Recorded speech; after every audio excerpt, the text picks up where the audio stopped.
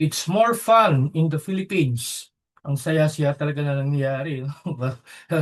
Natalo pa yung circus, may bagong teledrama na inaabangan yung mga Pilipino. Alam niyo yung nangyaring sa Senado, yung pag-bend the law nila, yung pagko nila na kahit wala silang numero. Hindi naman talaga dahil na gusto nilang ma-impeach si Inday Sara, although bahagi na yon. Pero yung priority talaga nila na hindi matuloy yung Blue Ribbon Subcommittee hearing na pinamumunuan ni Senador Marcoleta, na matuloy yung hearing ng mga 18 Marines. No? Kaya the day before talagang desperado sila, talagang yun nangyari. Tapos may bumaliktad pa. No? Ang sabi nga ng pipit sa akin, yung bumaliktad, umiyak daw doon sa Malacanang kasi takot siya makasuwal at saka makulong. Kaya yun, bumaliktad. No? And he will be remembered in history, no? As a traitor and as a coward. O, nakakaya. Ang legacy ng pamilya niya, ang legacy ng mga anak niya. No? Nalala ko tuloy si Colonel Munggaw. No? Pinaparitrack ang statement niya and makaka-retire siya. Wala nang kaso. So sabi ng asawa niya, yung pera, makikita mo yun habang buhay ka, pero yung honor, no, pati sa mga apo-apuhan mo ay taglay ang hiya na bumaliktad ka. Yun, no? Buti na lang natuloy yung hearing, no? At yun, naglabasan. Kaya nga, pagkatapos yan, few hours after, and the next day, nagkaroon na ng trending na phrase, I categorically deny. No?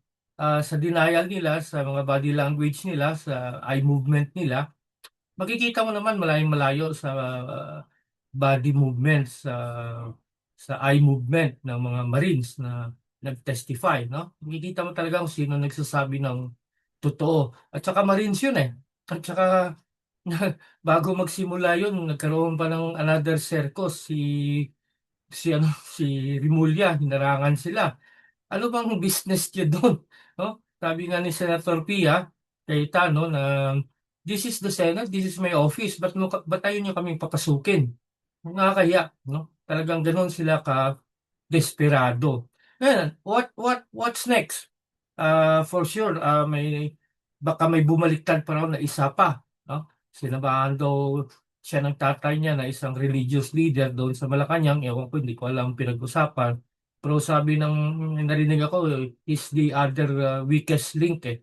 Eh kung bumaliktad yun, 30 na sila. Hindi na matatanggalan nila si Senator Alan Peter Cayetano as Senate President. Kaya nga sa hearing dun, isabihin nyo na habang malaya pa, habang ako pa yung Senate President, baka may alam din siya. No? Pero the damage has been done eh.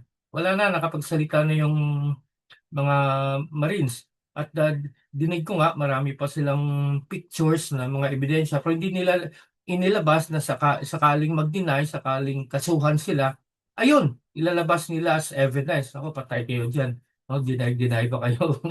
Pero yun, marami pa raw eh. Hindi pa nila inilabas lahat kasi syempre, uh,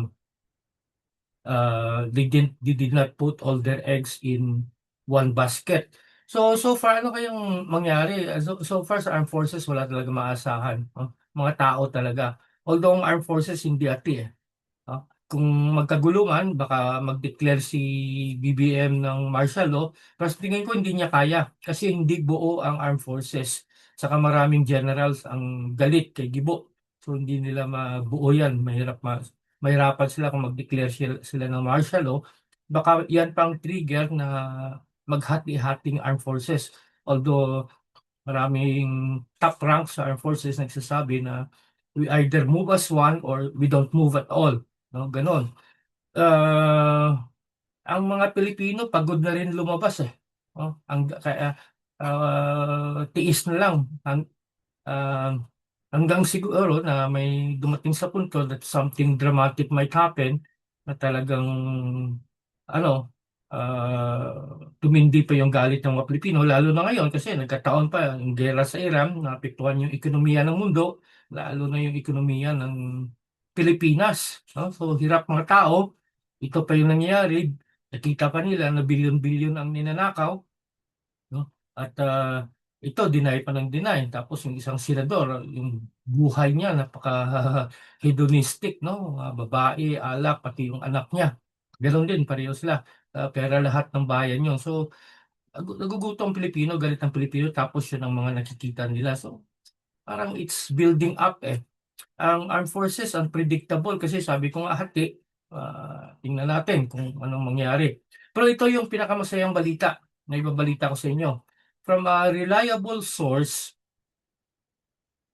inutusan daw ni BBM ang Coast Guard tsaka Navy, Philippine Navy, na gumawa ng gulo dyan sa South China Sea para daw ma-divert ang atensyon ng Pilipino. Ang plano daw i-occupy yung Scarborough Shoal.